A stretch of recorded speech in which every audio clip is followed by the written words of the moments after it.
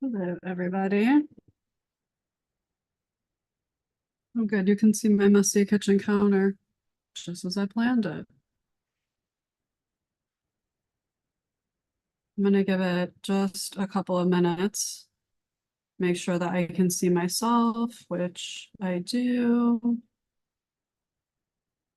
And then I can see comments, which I do.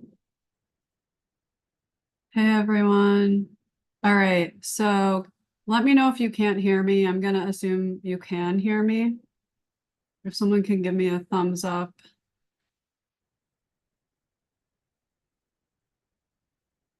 And then I'm gonna go ahead and see if I can. Hey,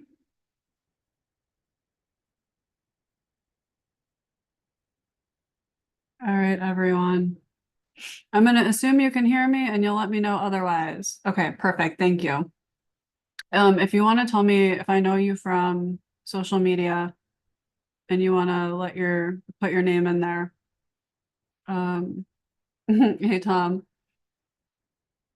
let me see. Let me see if I can share my screen.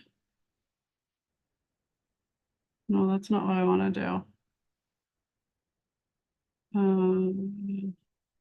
Sorry, everyone, just give me 1 second.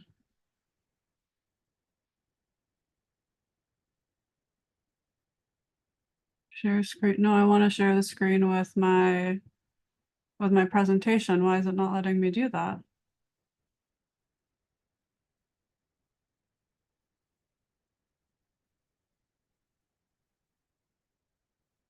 Sorry, everyone. I don't know why it's not letting me enter presentation mode.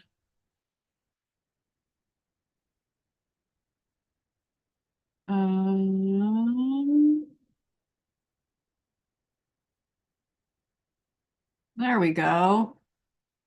Okay. Sorry, everyone. Let's just do this. Let's present. And now you can see me. Okay. Let me do one thing. Let me pull the live up on my laptop so that I can also watch the chat and just make sure, since I cannot see the chat right now. Thanks everybody for bearing with me. This is always the first time with everything.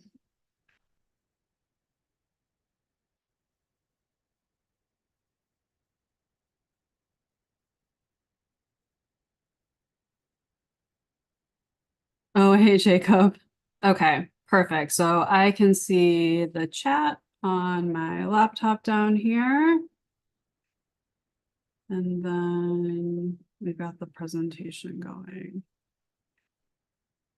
Well, thanks for being here, y'all. It's good to have familiar faces. Okay.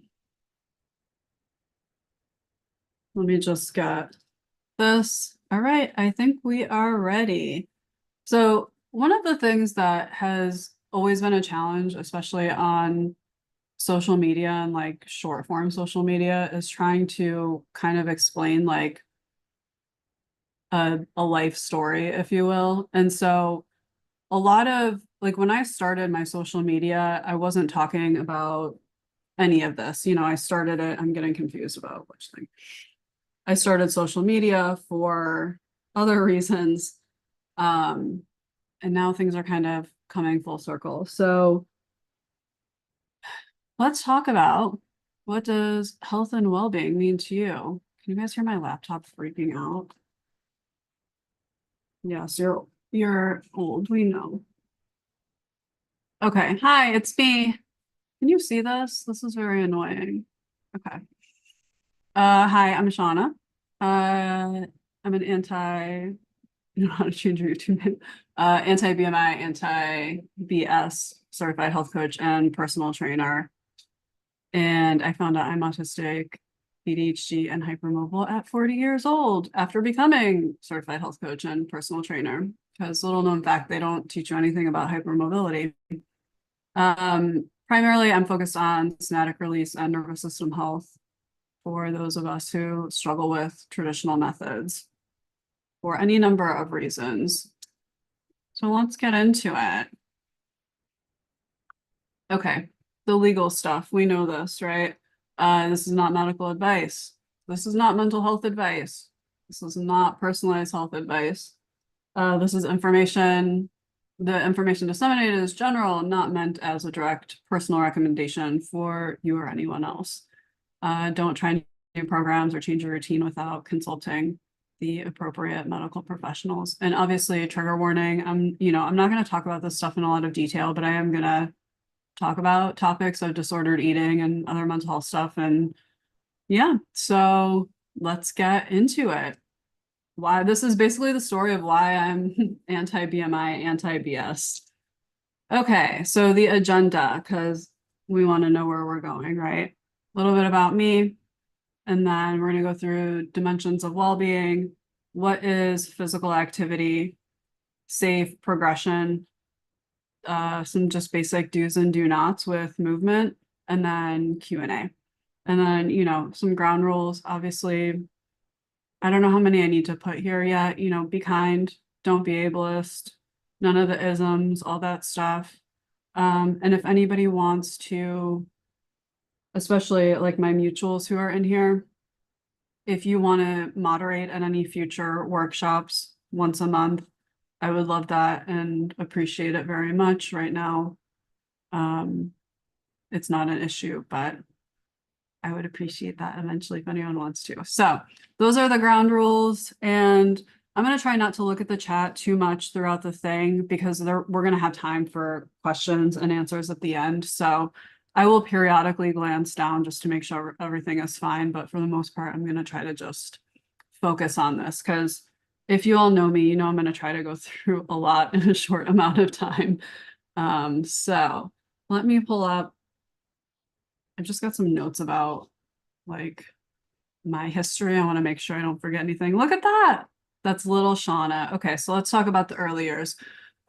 Super awkward. Can you see the hypermobile knees? Like very this. So I decided, like I was always very uncomfortable in my body. And I think for anyone who struggles with gender norms and expectations in that regard, and you like not lining up with that sort of inherently.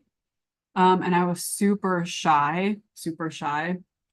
So, I tried all of these things and I tried to be like, I was born in Texas with blonde hair and light eyes. Like you were supposed to be the cheerleader and everybody in Texas, big hair don't care. So I got my first perm.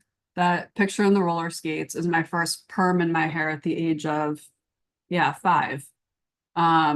Because I just, for as long as I can remember, I thought something would make me feel like more like myself or fix what I didn't understand about myself. We all know that those are, thank you, Tom. We know how that is. So, very sort of feminine, I suppose, when I was younger. And this was kind of like the expectation. But I never felt comfortable. I don't know if you can tell. And a funny thing happens when you go through puberty, everything starts to change, right? Like your whole body starts to change. The way you look at your body changes and the way other people look at your body changes. And I'm not gonna talk about, I'm trying to separate just my relationship with my body from like actual events that happen because it can get too long. But when I was 7, we moved from Texas to Ohio and my parents got divorced. So undiagnosed autistic ADHD child who got a new sibling, moved cross country, and parents got divorced all within a 3-year span. like 2.5 years. And then puberty hits. And I think, the combination of trauma and not understanding who you are and growing up in especially the 90s, all of these things would have been issues for me regardless, but I think everything was just sort of magnified. And the mask very early became about how to fit into like what people expected, but also hide. So that is very reflective of like clothing and even just, your my relationship with my body was that I didn't want it to exist. I was taught that having a body was could be dangerous for me. If it looked enticing, it was dangerous for me. If it didn't look enticing, it was dangerous. If you were too feminine, it was dangerous. If you're not, also like it's very confusing. And so at this time, I also was, you know, my relationship with my body was also related to my relationship with food. And I didn't understand things like stimming. I didn't understand not emotional, but I didn't understand like energy regulation through eating foods and doing that as self-soothing. And I also didn't understand restriction. And so what I found is that periods in my life, like when I was younger, I just almost fell, you guys, because proprioception. Um, Periods of my life, like when I was younger, I learned when I couldn't control things that there was one thing I could control, and it was food. And this was obviously on top of like sensory issues and things like that. But, it's kind of the very common when everything else is uncontrollable, that's one thing you can go with. And then that obviously goes into all the changes that you go through. And so, in my early teenage years, it was very much about self-soothing without understanding that's what I was doing. And I was just trying to hide behind everything. It was very clear that I was not going, I don't know if you can tell, it was very clear that I was not going to be perceived as feminine. And trying to fit into that was not working. And so I started embracing things like sports. And like I think that, yeah, that gift is wrapped in wrapping paper with a baseball on it. Um, and just trying to hide the fact that I tried to hide everything about being female, having a female body, having a body at all. I didn't want any of it to exist. And so I was also like, y'all, the end of high school, my idea of health was like, I hate that this resonates for so many people. And this is part of why I haven't talked about it on social media is like, it's really hard to talk about this without censoring too much. And I really don't want to trigger people. I want people to like be prepared for what this conversation is. But yeah, it plays into everything. So by high school, it was kind of like, okay, definitely not going to be, I'm nobody's romantic interest. I was always like the guy's friend. Can see the Pepsi in my hand. Like my relationship with, I didn't have a relationship with my body other than trying to dissociate from it and pretend it didn't exist. Like you can like the picture with the bag in front of with that turtleneck on, I'm just trying to hide my stomach. I remember that. Just trying to hide my stomach in that one. So this is like late teenage into early 20s. And I remember getting out of that last photo is in my first year of college. And I got home that summer and I'd had a really bad few experiences there, not just like because college is hard, but uh, the person who's sitting next to me was a good friend and then did like pretty terrible things. And I had to live with her for a year after she did them. So it was a whole thing. Um, I was friends with girls who did not look like me, like they were cheerleaders. And it was, I mean, college, I think, again, going to college, undiagnosed autistic, have no idea what is going on. Everything is just so alien and you just want to fit in. And it was always so clear to me, like, you're not fitting in. So anyway, you build the persona, right? Like I was the tough girl. Like I hung out with, you can see like dudes and my grandma pretty much. That's who this is. Um, and then that first year of college afterward, I learned that it became about the loss of control again. And I went back to, this was probably the most I've ever restricted food. I started working as a server, so I would serve all day and eat like maybe one meal a day.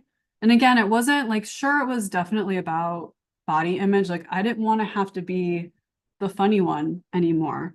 Um, I wanted, to not have to do stuff like that anymore. And so I think that was definitely part of it. And the picture with the pink tank top and the pink hair, the person I'm with in that one is another one who was a good friend that like deeply betrayed me. And in fact, here's a fun story that I've never told online. When I came back after in between the two summers and had lost like a pretty significant amount of weight, her nickname for me was Annie. And I'm sure you can guess why, and would say it and call me that in front of everybody. And that wasn't the betrayal. But anyway, it was confusing because nobody likes you when you're one way and then you change and like nothing is ever right. And so I actually left college after 2 years because of the betrayal from her, which stemmed through like everybody. And that was a point where I came home and I was like, something at that point, I was like 20 years old. And I was like, something's gotta like change. And I, you know, you can see the hair starting to get dark as it starts changing. I started working full time. And this was when I I started dating someone, and I think it was because I had that like additional support that I was able to explore like different sides of myself. And I started to just explore health in general. And it was, this is like really silly, but it's actually not silly. I started just by drinking water. I was like, I'm just going to drink water instead of like soda all the time. And I was like, oh, I actually kind of feel good when I do that. That's weird. Um, and so I just started slowly learning more about, you know, what water does for us, like whole grains versus just all these things that we didn't, growing up in the 90s, it was all about like fast food. And I don't mean that as in like McDonald's fast food. I just mean, you know, a single mom who had two kids, like everything was grab and go and quick. And we didn't understand what like nutrition was because it was about being skinny. And so I was just trying to learn like, okay, what's nutrition? And so as I started feeling a little bit better, I was like, oh, I'd really like to be able to start exercising because I've always been, awkward. And that felt like the natural progression in terms of just like trying to settle into my body. Um, but I could never find anything that I couldn't find workouts that I could stick with long enough. Like it wasn't, nothing ever made me feel good. Everything just made me feel worse about myself, always. And so I stuck with like, you know, eating more nutritious foods and things like that. And I just struggled to figure the movement thing out. And so that was a point where, you know, toward my late 20s, I'd kind of like hit my stride with food and nutrition. And the entire reason I joined student government my second stint of college is because I was complaining to somebody in one of my classes. He and I had a bunch of classes together. And I was like, these vending machines are just full of like, can we just add in just add in a few things that have some nutritional value? And he goes, why don't you run for student government and like put your money where your mouth is? And I was like, okay.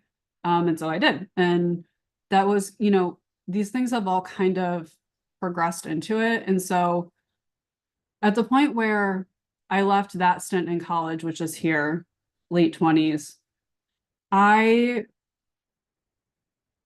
was feeling good, but I still wasn't, I was like that overachiever.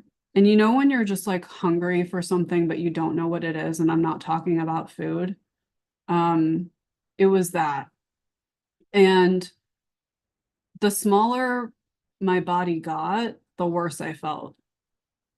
And it wasn't even always that I was doing anything with restriction. I was just like busy. And, you know, I don't know. It, and then people traumatize you. And everything, everything changes when that happens. And so at the point where you can actually see where it gets really bad. So the two photos, the photo where I'm like leaning up against someone in DC, and then the one next to it where I'm standing like with the long sweater on. Like if you can see the way trauma carries in the body, you can see what is happening. And so at this point, I'm living in DC. I'm not doing well, you guys. I'm not dealing with the change very well. And I had a number of people in my life who kind of fed into focusing on like unhealthy restriction. Like at this point, I was dating somebody who would monitor like the salt that I put on my food, like tell me that it was too much salt. I had a friend who would tell me I was eating too much fat. Like, why? That's a great question. I don't know. Are these people in my life anymore? No, they're not. So in DC, my life basically fell apart because I was going through that whole big move and transition that I went through when I was 7 was essentially replicated when I moved to DC because I thought I was going to have all this stability, but like everything, it was so much change, everything fell apart. And the person who was supposed to be my safe person also left. So it wasn't my father, but it was that same like everything got torn apart. And so you become that 7-year-old again. And that was probably the second unhappiest time of my life. But fortunately, I made a friend at work who was really into yoga. And so at this time, we started going, this was like 2013-ish. We started going to yoga pretty frequently. And it was something that I was doing with her mostly just to like not have to sit around by myself, you know, in the evening, and be heartbroken. But it was the first time I had ever done something where I was moving my body and I actually felt good about myself. And I could like, I was progressing. I could feel the change. I'm not talking about seeing anything. Like I could feel that I had more control over my body, if that makes any sense. And it was the only thing that would calm my mind in a time where like it just would not stop. And so this was when I finally was like, okay, there's the missing piece. Like that's the piece I've been waiting for, is to find something that I really enjoy. So we did yoga for a while, and then she was also into like weight training, like Jillian Michaels to be specific. No comment. But so we also started doing Jillian Michaels eventually. And At the point where I left DC, which was 2015, it took me a couple of years after coming back here to like get adjusted. And I eventually got a job. Well, my dad passed away, and then I decided I needed to find something that was like, I just always found myself in these assistant positions. It didn't matter how much experience I had, I was always somebody's assistant. And I was like, I can't do this anymore because I also can't say no. So I ended up, after my dad passed away, I was like, okay, I need to do something for some sort of like security. And so I decided to get my certified management accounting, whatever certification, like no accounting background. I was just like, oh, numbers, I'm good at numbers. You can do that. So I did that. And while I was doing that, I was also working from home, a different job. And I started like getting into the like fitness side of working out. I was doing heavier weight stuff. I was measuring my food. I was tracking macros. I was making sure that my workouts were progressive. And I thought that I was strong, but if you can see from these photos, when you're doing all of this on a hypermobile frame that you don't know is hypermobile, and you don't have the appropriate stability, you're going to run into issues. I forgot to mention, back here in DC, I got my first Fitbit watch, and that was the beginning of the end for my orthorexia journey because the moment Fitbit told me that I was like eating more than I should be was it was bad news. And so that sort of led into this obsessive thing with my watch. And that's been a relationship that we've worked on. So at this point, I live my life by my, fitness watch. I'm My relationship with my body is finally like, oh, I feel good, I feel empowered. But it was all about progression because you get like, I got addicted to that. I got addicted to being able to do more, like do more reps, do like have the heavier weight. And I felt good being feminine. Like I finally felt like, okay, I can be feminine and be masculine. Like I can wear a, a button down and a dress. I can do all of this. But the thing is, you're gonna break yourself. And so what happened was, and this is literally I was taking a video of myself working out. I was squatting right there with 25-pound dumbbells on my hypermobile neck and shoulders that had no business, absolutely no business doing any of this. And I tore my sternocleidomastoid. It's that muscle right there. So at this point, all of this like self-worth that I had accumulated around my like physical capabilities came crashing down because I could not do anything that I had been doing. And I had signed up to become a personal trainer at the end of 2019 because I knew like this is changing my life. I feel so good. I wanted to become a health coach, and to do that, I needed to become a personal trainer first. So I signed up for the personal trainer, did that first so that I could become the health coach. And it was good timing because the fact that I injured myself, I ended up using like what I was learning for myself to basically rehab my body with the help of chiropractors and massage therapists. And I had to go back to basics that I had never even done. I had to, focus on all the stuff that you guys see me talking about constantly that is like not popular online because I did other people's workouts. I did the things that they tell you to do, and I did it the way that they tell you to do it, and I hurt myself. And when I got into my training and I saw how much misinformation is out there, like I was upset because it didn't have to happen.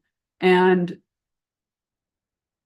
that's my soapbox. So I spent the next year and a half basically building appropriate stability and working on actual posture and building things from you essentially build from the inside out. Most of these training programs, you're putting muscle just on top of a frame. You're not going from the inside out. And so I used what I knew, and that's what I did. And so I was feeling like really, really good. And I was like, oh, this is great. I'm going to just do this for everybody. Like, this is going to be my life. And then I found out I had a precancerous mole. And this was in October of 21. So it was like 6 months before I turned 40. So I had that removed October 21. And it was something where, like, if it had just been even on like the front of my stomach, it would have been a pretty quick healing process, fairly quick. I don't heal very quickly, and I'm just going to leave it at that. You can make assumptions based on that. And so I went from, my life was about working out, like, and fitness and health, and just, that was my life, and I couldn't do any of it. And not only could I not do any of it, but it was like literal months, because where it was, like, even if I would bend forward, anything where I would twist, like, I couldn't even walk on the treadmill for a really long time. And then so then 6 months after that, like, everything came crumbling down, because so much of my routines, so much of my mental health was like stuff that I was getting from the structure around what I was doing without realizing it. And so when everything fell apart, my entire life fell apart. And then I started questioning, like, literally everything. And that's what eventually, like, 6 months later, led me to starting a TikTok account. Like, I think I have ADHD, because something wasn't, I just knew, as much as I could get myself to a certain point, but there were things that just didn't make sense. And so one of the things that I was doing to kind of break things down, especially once I couldn't move the way I had been used to, was looking at, like, dimensions of wellness, which I don't like calling it that. So we're going to jump into this. At the point where I was not able to have the somatic dimension much anymore, I had to step back and be like, okay, what's actually going on? And I think, so first of all, the dimensions of wellness are kind of it's like a well-known thing. It's referenced a lot. You'll see it, like, it's very common if you look it up online, but they're called dimensions of wellness. I don't like the term wellness, because I think that wellness is like a place that, like, a state that we should all be in. Like, we may not all, I don't think that it's realistic for all of us to assume that we're going to get to a point of being well all the time. Whereas well-being is just more like, what can I do for myself in the moment? And it's like relative to where we are. So my well-being today is going to be different than, like, what I need tomorrow. And it's about where I am presently, and taking into consideration how I feel presently, as opposed to doing something right now because of some wellness thing that's, like, maybe is not even realistic. So this is something I learned through health coaching. And I started applying this and being like, okay, what is actually going on? And this is what the handout is. So I'm just going to really quickly run through these. Now, I want to say, first of all, this can be used in two ways. Like, this can be used to feel really terrible about where we are, and this can be used in a way that's, like, helpful. And I want people to use this in a way that is helpful. There's so much in life that we can't control, and so much stress and just terrible things that we just don't have control over. I want this to be something where you can be able to, like, for me, when I look at it, it's so overwhelming to be like, oh my God, everything's out of control. I don't know what I can do to help myself. Being able to kind of break things down into categories and look at it and say, okay, here's how I feel about each of these for myself. That is where I've been able to make true progress in little day-to-day things that really help me feel better overall and not focus on just like food or, you know, a workout, because those aren't the only things that matter. So really quickly, cognitive is recognition of participation in activities that stimulate mental faculties. This one, y'all, I'm going to say this is like a special interest gold mine, right? So we just need to be doing something that stimulates our brains like in a good way. And then emotional identification and acceptance of feelings. And then external is feeling understood, validated, and supported. This one's obviously tough for a lot of us for many reasons. And then environmental, things like housing security, surroundings that promote emotional, physical safety and provide adequate support. And then there's financial, being able to create financial strategies, financial management, even being able to plan, which truthfully, like how many of us can even do that right now? And then, occupational, just, work that is both, personally and professionally fulfilling, social, identifying what kind of interactions you want, what kind of community you want to be part of, developing and maintaining boundaries, somatic, maintaining physical body through, proper medications, movement, nutrition, blah, blah, blah. And then spiritual, aligning beliefs and values to find purpose and meaning in this life. Yeah, that's so when I started looking at this, I was like, oh, I can see, I can see why, I can see why things aren't, I can do all this stuff, but I can still see why things aren't great. So what I wanted to do, I just want to point this out because it's really helped me again, just be able to be like, okay, here are things I can't control, but maybe I can do this to feel a little bit better.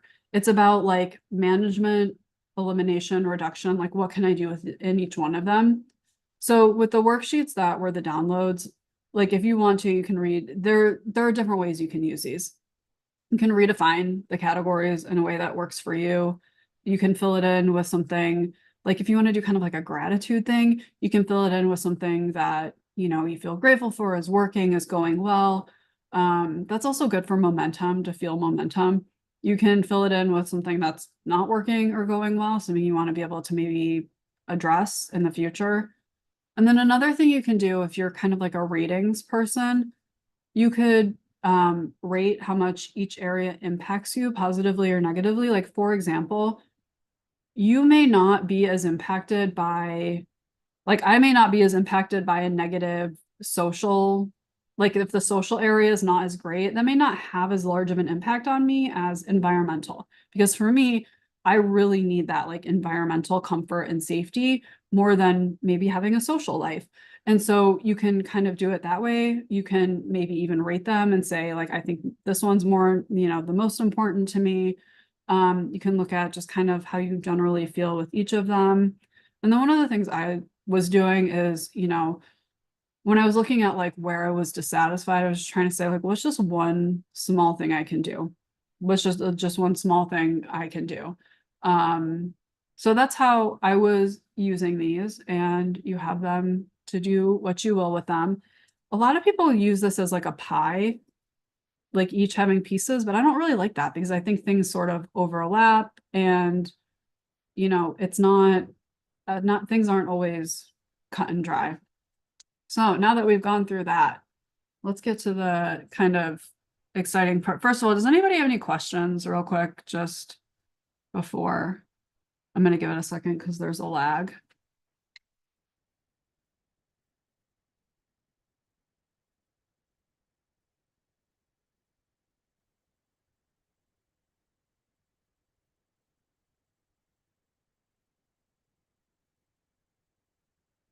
Sorry, y'all, there's a pretty significant lag, so I just want to make sure there's no questions.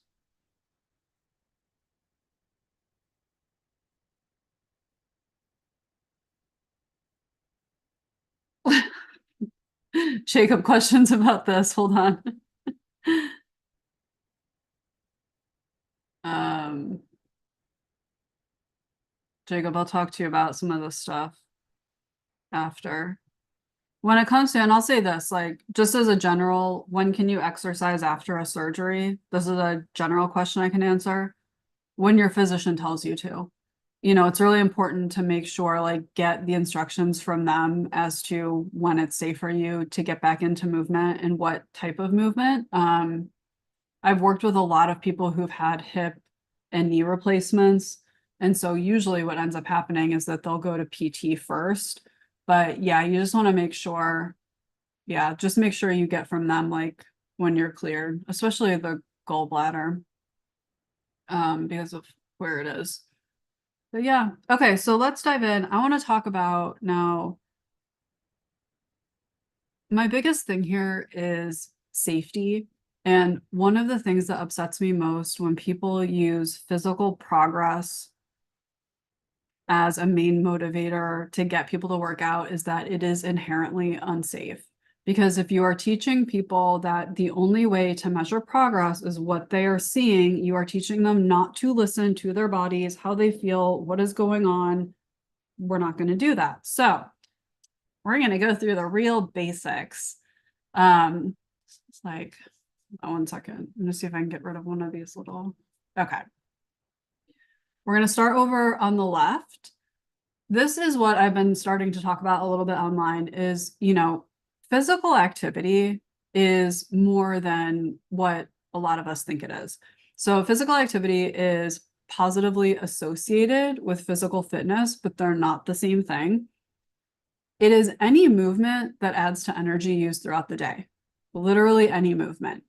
Anytime you are doing anything, this is physical activity, okay? Exercise is part of physical activity. It's in there, it's a subset of it. And that is planned, structured, repetitive movement that also adds to energy used throughout the day. So the difference is, you know, doing whatever you want, physical activity, it's kind of no rhyme or reason. Exercise is structured. There's some sort of a purpose in what is being done. So the recommended amount, we'll get to that more in a little bit, but here's the thing, you guys. 150 minutes of moderate physical activity a week is 30 minutes, 5 days a week, which sounds like a lot if you're thinking of it as exercise, but again, it's physical activity. So I say this because so many of us do and are like, we're so much more active than we realize we are. And then we also injure ourselves and tire ourselves out unnecessarily because we don't realize that what we're doing is more active than we thought. So then physical fitness is basically a set of attributes, and it's split up between two things. So when people talk about, you know, the purpose of moving your body, there are two reasons. You're either going to do it for the health-related components, which are the kind of this is the top tier, like the top of the funnel, this is what you want to do it for. And then skill-related components are if you want to dive deeper. Like, we should not be focusing on skill-related components before the health-related components. So really quickly, those are cardiorespiratory endurance. So that's just cardiorespiratory means using the heart and lungs. So endurance is being able to hold that for a specific period of time. Ideally, what this is meaning is to be able to do about 30 minutes of light walking at once.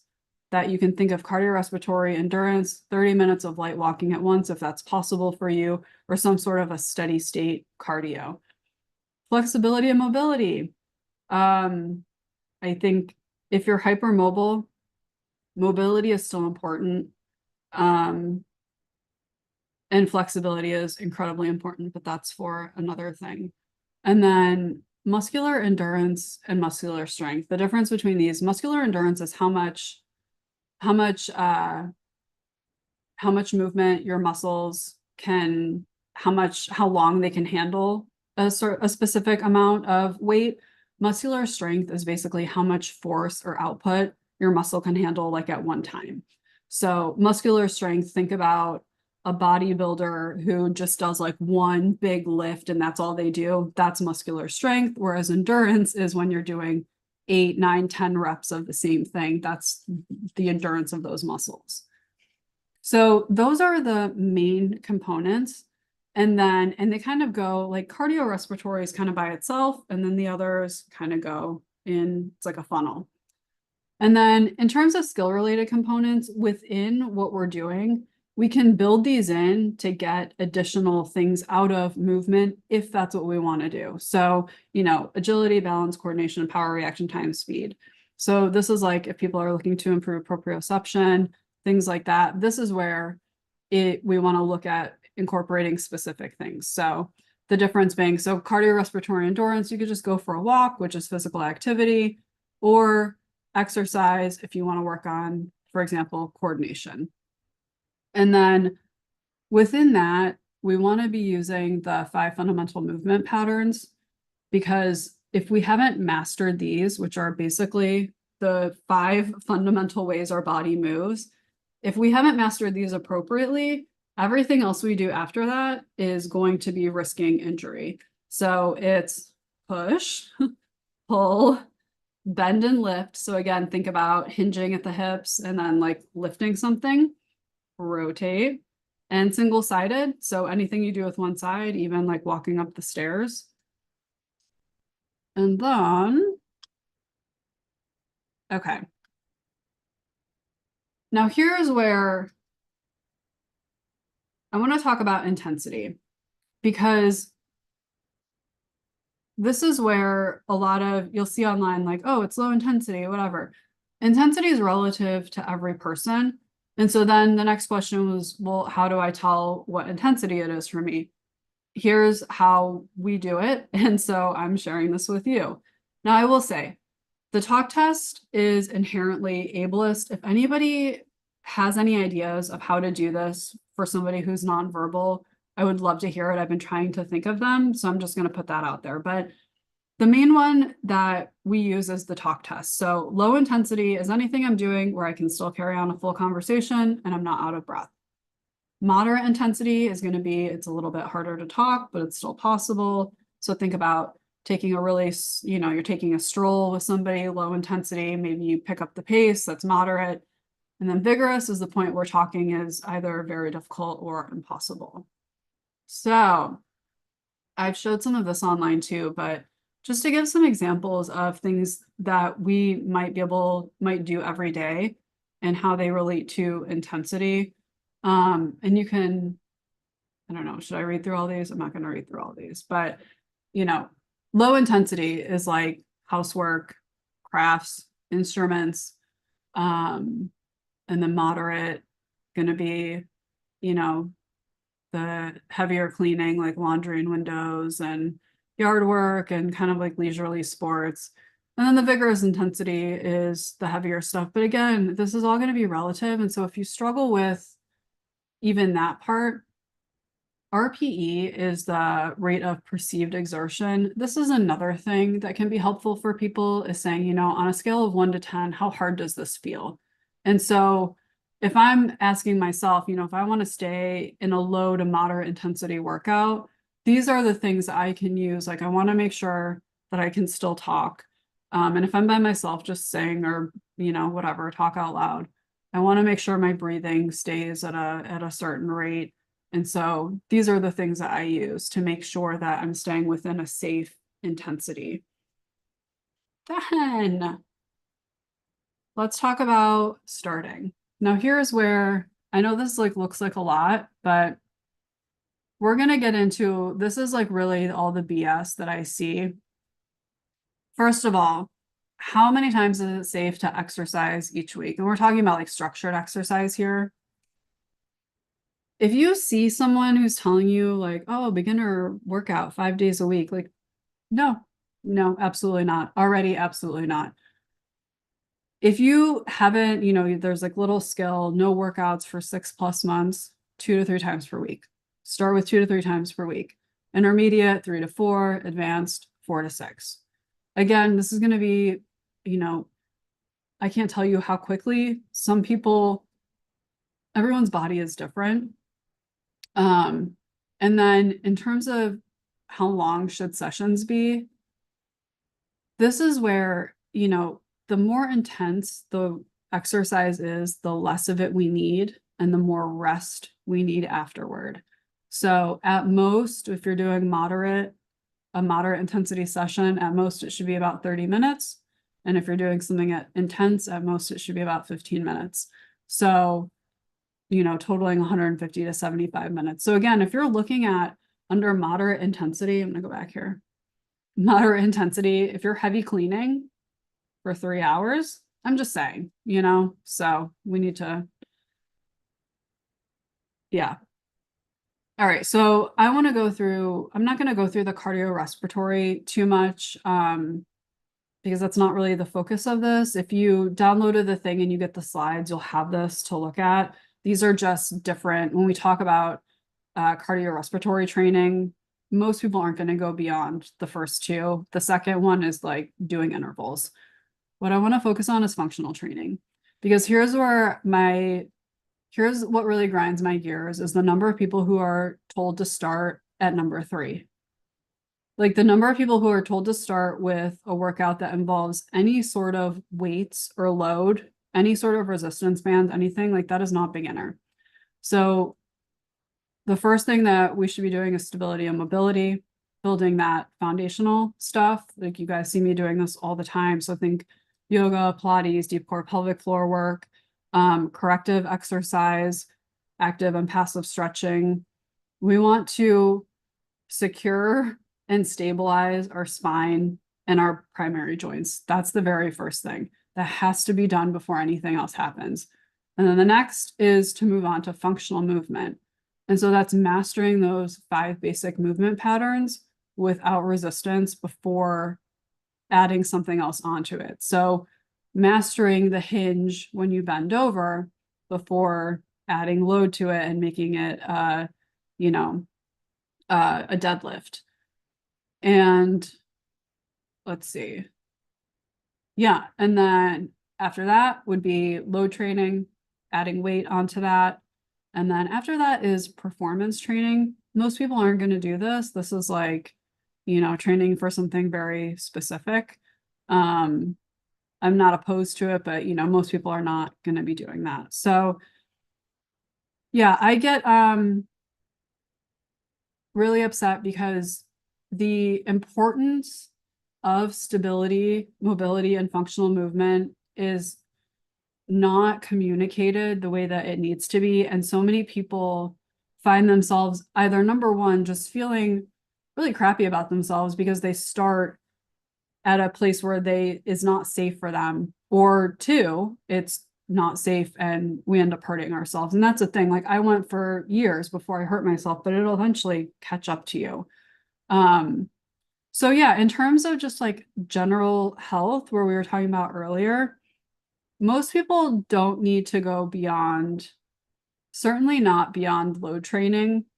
Load training is beneficial if you're trying to make sure that you keep bone density and things like that. Like as we age, we lose bone density. So that's one of those things where it's not about building muscle for the way you look. It's like, let's load train so that we don't lose our bones as we get old, because that really sucks too. And then, making it about feeling good, not about the numbers anywhere afterward. What do I have next after this?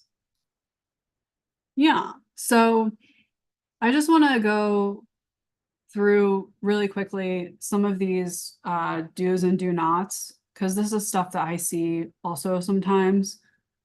Make sure you're hydrating before, during, and after, but I will say this, don't drink more than 20 ounces an hour if you're not sweating, and be sure to consume electrolytes. Here's the thing, if you're eating food at some point when you're drinking the water, theoretically you're okay. What you don't want to do is just be drinking a ton of water and you're not eating anything. That's when you're going to really risk water toxicity.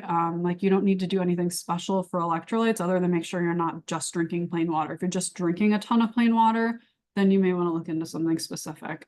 And electrolytes are basically like salt, magnesium, a couple of other things. So just eat a banana if you like bananas and you'll be fine.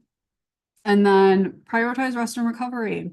This is not like, I used to do a workout program for somebody who was like, make it happen, get it done. Like No, you also have to prioritize rest and recovery. Remember that, first and foremost, that is actually when muscle is built, is in recovery. But none of it matters if we're stressing out and causing undue stress on our body. The movement is going to be counterproductive.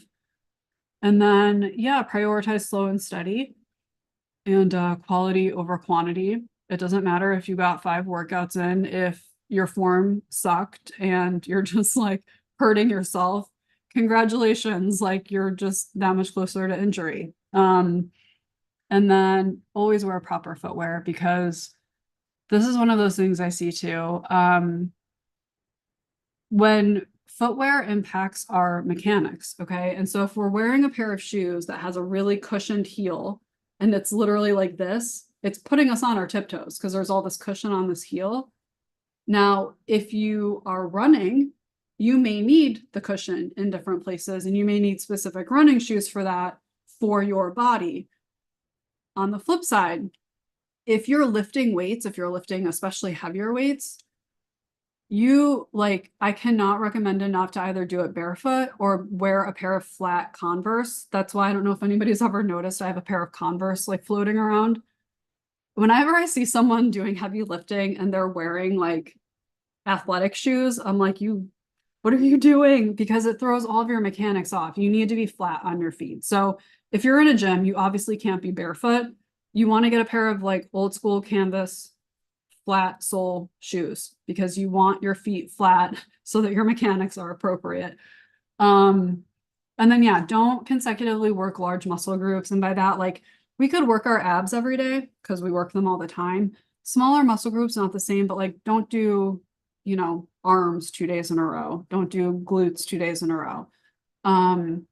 Don't ever push through pain, locked or quivering muscles, any of that. That's your body saying stop. The entire purpose of movement is to feel good. It is not about some end result. So if that's happening, just stop. Don't load each muscle with the same amount of resistance. Your triceps cannot handle the same as your biceps. They're totally different sizes, the same way your calves cannot handle the same as your glutes. They're totally different sizes. So be mindful of that. Don't exercise without proper sleep. That's different for everybody. For me personally, I will not do structured exercise if I've not had at least 6 hours. At least 6 hours. Like, I need 6 hours for like a proper structured workout. Now, if I've had a few hours of sleep, I may go for a walk or something. That's different. But remember, exercise is stress on the body. So if your body's already in a state of stress, just let it go. And then don't work out in extreme temperatures either way. And that's relative to your tolerance, everyone's tolerance for temperature is different. So yeah, and a lot of us do that because we're told to like, no pain, no gain, push through. And that's not true, and this is the same thing I say with like anxiety. If it hurts, why does it hurt? There's a reason. Like, why are we pushing through? There's a reason. So yeah, next workshop, we're gonna dive into anti-BMI nutrition. So I'm gonna talk about, the truth about macronutrients, what each of them do. Oh, that bullet mistake right there. Sorry, I mean, but like bullet point.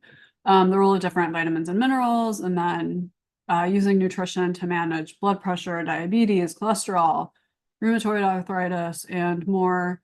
And also understanding nutrition labels, because I know that like even nutrition labels can be confusing. And I'm not talking about, guys, we're not talking about counting, like, that's not what I'm talking about. We're not talking about calories. I just want to teach you understanding how to read the label, like what does added sugar mean?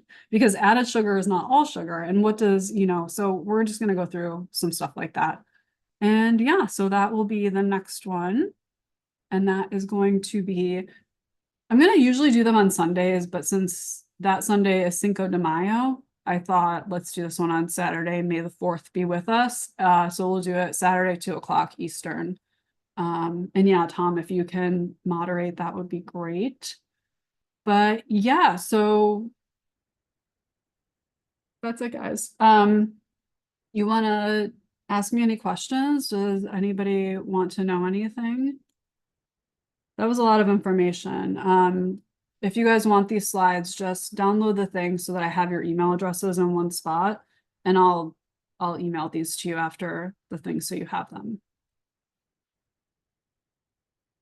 Also, fun fact, this is going in the upcoming, whatever I'm going to call it, guide.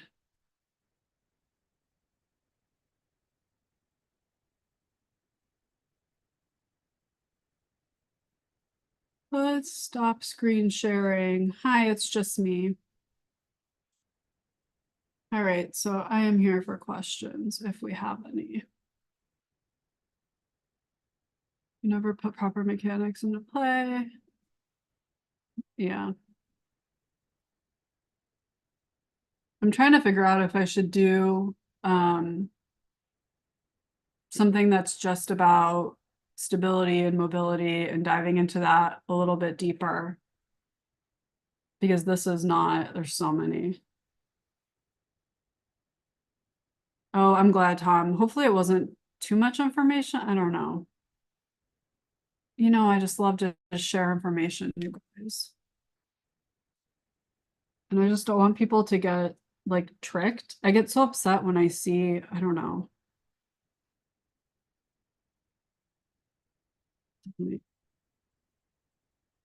The snip feed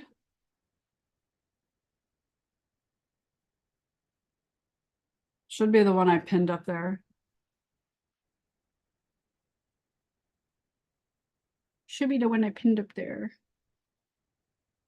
Yeah, like the bend, pull, that one.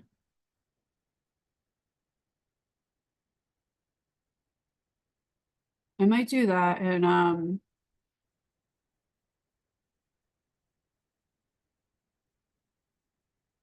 oh, definitely start smaller. And that's the thing, if it doesn't help you feel better, it doesn't help you feel better. Maybe it helps them and that's great.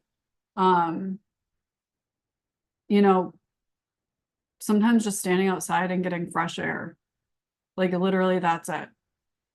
But yeah, no, starting small. And again, it's not like, I want people to know, like, I just want people to have accurate information so that they don't get hurt and can do what works for them. Yeah, so I'm working on something for that. You guys know I don't talk about a lot publicly. I am working on something for that. So I will say this, all of the fundamental fitness, whatever that I did, those are with these primary muscles, but they're not as interoceptively focused. Like I think I'm trying to figure out what you're saying about a way to come up with like internal and external cues for some of the primary movements, like put it all together somehow. Yeah, the shoes. That's why if you guys watch me, I mean, part of why I work out barefoot is because we do have like proprioceptors on the bottoms of our feet are really good for proprioception. But also it's for that, it's for mechanics to make sure that I'm moving as properly as I can. And honestly, at this point, I'm basically starting from, no, you don't need to look into custom shoes unless you're doing like intense working out. It's just like if you're doing movement that relates to body mechanics, I just would recommend either doing it barefoot. Like if you're at home, just do it barefoot. If you're in public, you don't really need custom shoes. I would just get, hold on, let me go grab one of mine. I just took them out of the closet too.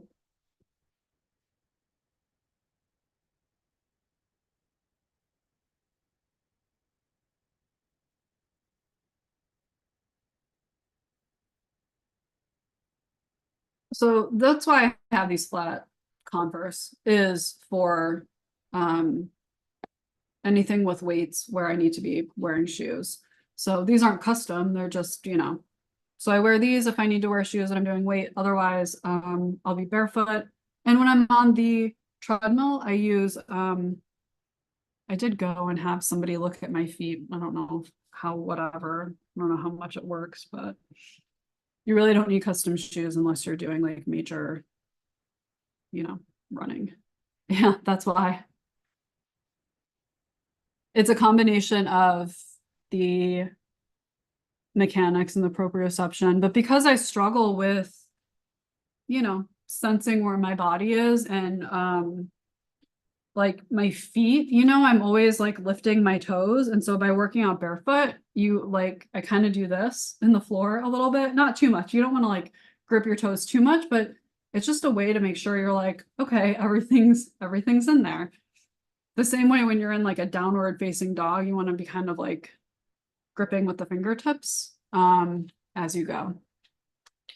But yeah, maybe I'll do like I'm gonna think of something for engaging like the proper muscles. I'm gonna think of something for that. We'll figure something out.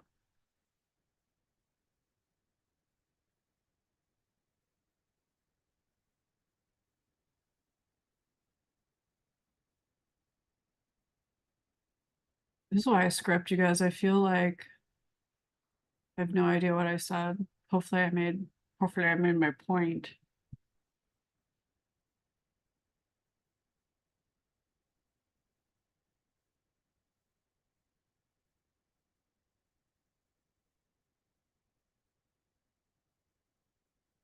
I'm thinking of right said Fred when I look at your thing, Jacob.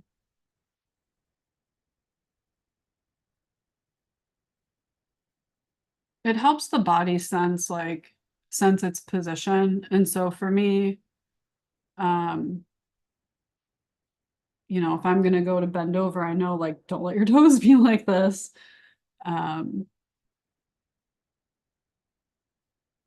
yeah, and that's exactly why I share this about the physical activity, because it's not just to prevent injury, but to understand that like what we're doing is already a lot. And this is why I say like when I clean my whole place, if I'm like vacuuming and whatever and doing a bunch of laundry, if I'm rearranging, like I'm not gonna work out that day because I'm not physically at a point in my more advanced time. I could work out and then do that, but that's not where I am right now, and that's fine. So right now, that is a workout for me, and that's what I do. And you turn hours instead of straight. Yeah, that's I could get into. You guys want to know something creepy?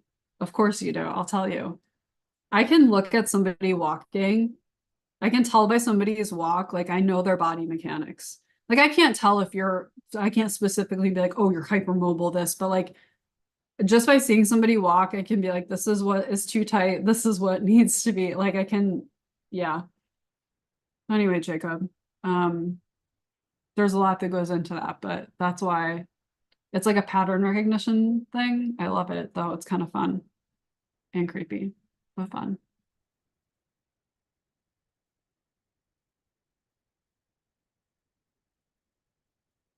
Okay, everybody.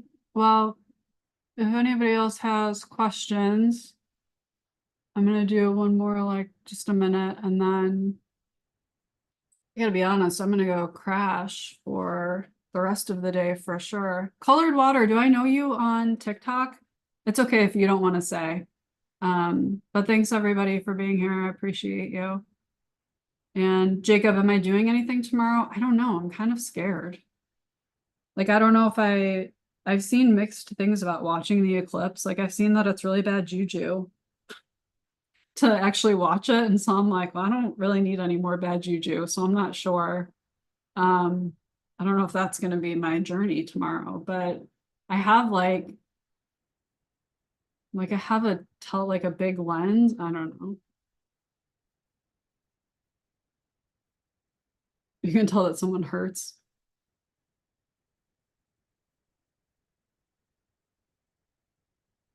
That's like my walk lately.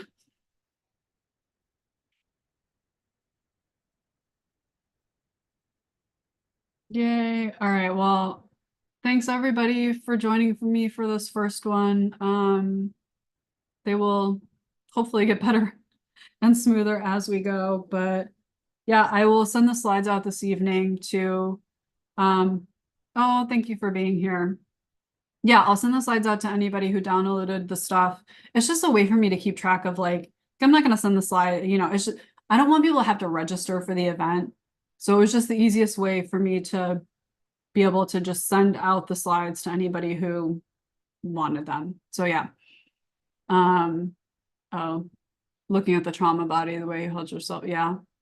I will say that, guys, when I send the slides, I'm not going to send you the slides with the pictures of me because that'd be kind of weird. You don't need that. So I'll send you all the information, which is all going to be in the upcoming guide, whatever I end up calling it. So you get very first early info.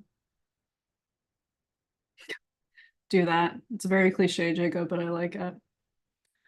All right. Well, everybody, thank you again. I appreciate you. And yeah, let me know if there's any, like, I'm open to suggestions, whatever. But yeah, we'll dive into anti-BMI nutrition, just talk about some no BS stuff. There's another one. Yeah, thank you, Tom. And there's always like, if you go in my, well, you're not on TikTok now, Jacob, but I've tried to put the links everywhere, you guys. Thank you, Lila. All right. Love you all. Have a good day. Everyone be safe, whatever that means. Sorry you had to see my dirty kitchen counter. This is my candle cutter. That's where candles go sometimes. That is Izzy's hard food, her very expensive prescription hard food that she won't eat. I just leave it in a bowl thinking she'll eat it. She'll never eat it. It's fine. All right. Love you all. Have a good day. Bye.